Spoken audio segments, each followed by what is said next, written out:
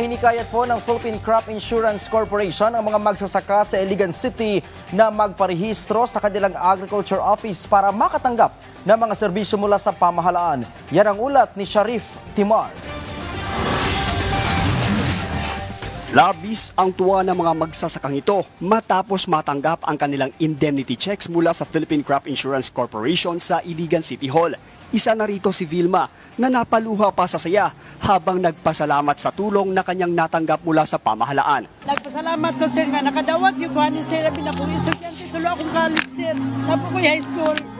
Nagpasalamat ko sa Ginoo nga na-appeal yung kuhanin wa ko magdawam sir nga ma-appeal kuhanin o karon akong taram karon sir mais.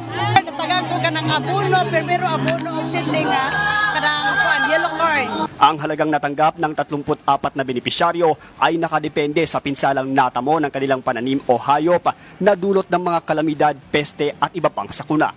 Iba't ibang libreng insurance naman ang alok ng PCIC sa mga magsasakang rehistrado sa Registry System for the Basic Sectors in Agriculture.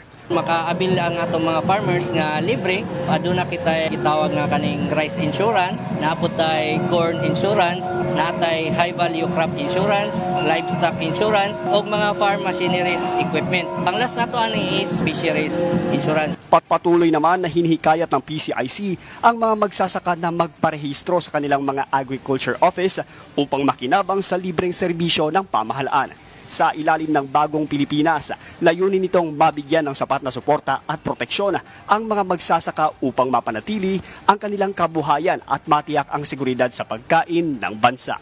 Mula sa PBS Radyo Pilipinas Iligan, ito si Sharif Timar para sa Pambansang TV sa Bagong Pilipinas.